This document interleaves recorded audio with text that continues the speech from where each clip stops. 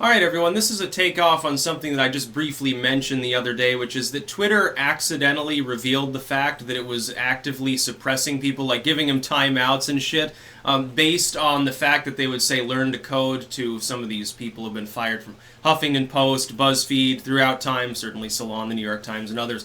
They were let go of, and I thought it was funny because some people might literally be trying to give them legit advice. It's like, hey, get a different line of work because these businesses are collapsing. That's the advice that I would give. Like, let me give some honest advice to anyone within lamestream journalism. Have a backup plan.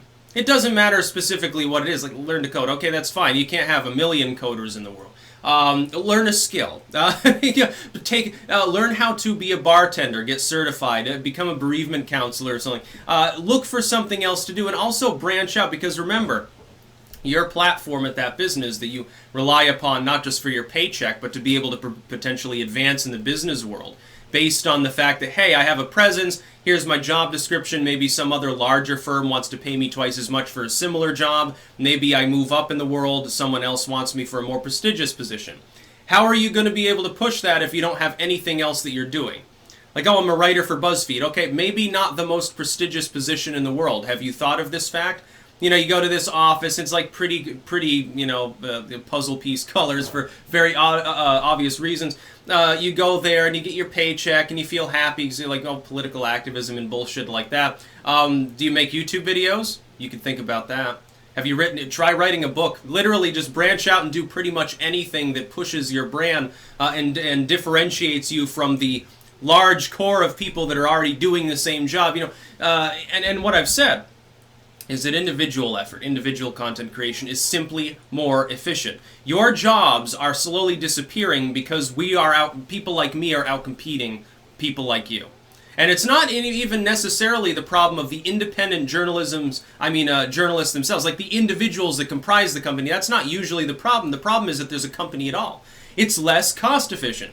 You have to run the lights, and you have to call in the janitors. Nobody wants to clean their own desk because they're white collar, lazy, I would say. So you have the janitors, and someone comes in to stock the soda machine, and all of these other, you know, basically fringe benefits of being part of an incorporated position. That's a lot more cost intensive for the kind of messages that you're making and for the amount of content being made. Like any half a dozen, you know, random decent content creators like YouTubers or bloggers or something could pull together, form a website, make it basically like BuzzFeed, put in the same effort for a tenth of the cost, and do the same thing. That's why your jobs are disappearing. Cable's got it even worse. You know, take some solace in the fact that your jobs will still, some of them will be there long after some of the cable firms go completely kaput. Like any day now, NBC could say, oh, well, basically we're insolvent, get gobbled up by CNN or something. They're hyper-compacting. BuzzFeed will probably eventually go one of two ways. It'll either go MySpace mode and it'll have a brownout and fucking collapse, and it'll become a shell, basically. It'll be two people and a broom closet. They maintain the site and it'll be like totally stripped down and won't work, and it'll be like really sad, well, really funny, but it'll be amusing. Or it'll stop existing altogether because someone else will gobble it up completely. You know, gobbling them up as a competitor. Like all of a sudden, Huffington Post says, okay, we're merging with BuzzFeed. Now it's Huffeed or something like that. Should be a funny name, by the way. Try branding that one and talking about inhalant usage or something. That'd be really funny. Twitter is banning people for suggesting, you know, something that's fairly obvious to people who are out of work, but it's not their fault. Like, they said it was part of a coordinated harassment campaign, and that's it's not that we ban people for criticizing journalists, it's because it's part of a coordinated, targeted campaign. How do you know that? Where did you get the tip-off on that one? What? So there's a 4chan thread or something, or someone's got a Discord server and says, ha ha ha, let's go tell them to learn to code. So that means everyone that says it is automatically part of that group? No, it's a meme. It's not really being coordinated by most of the people saying it. It's just something funny to say.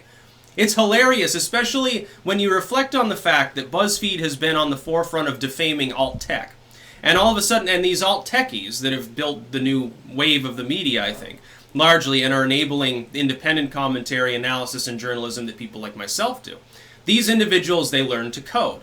And despite the fact that they've had everything for the last 2 years thrown at them non-fucking stop, they've been deplatformed, They've been robbed of money, they've been defamed, they've been doxxed, they've been harassed at every possible angle to the point of absolute unending stupidity, where everything BuzzFeed has ever said about Gab is demonstrably wrong, demonstrably false, would be libel, except, of course, they're BuzzFeed, so they can get away with it somehow under U.S. law.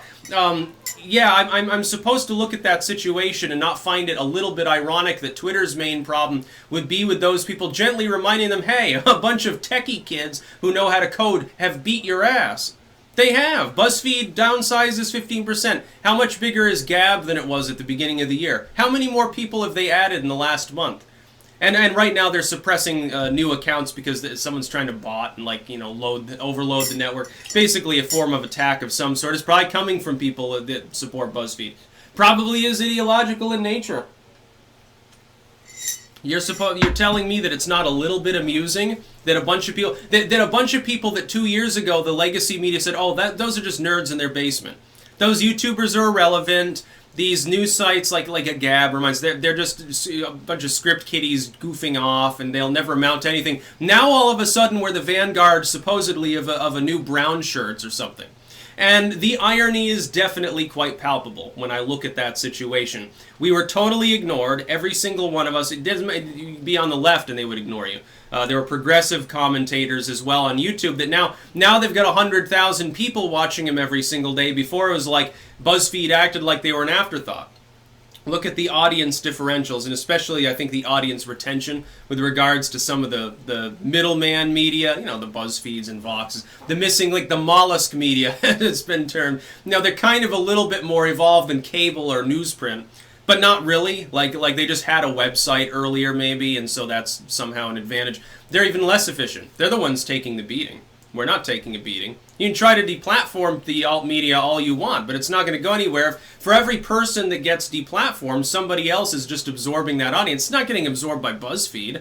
It's not getting absorbed by Fox News. They're not getting watched. Like, yes, the average person in Generation Z doesn't even have a TV unless they do gaming on it. They're using it basically as a bigger computer screen or something. Yeah, I got Netflix for chilling, and I do some gaming. I make YouTube videos and shit. Like, I remember, like, you go to someone's house, they've got a TV there. Do they even have like, a normal cable package, or they just fucking have the internet and, like, a Netflix or something like that? That's basically what it boils down to. Nobody fucking watches TV and buys newspapers anymore.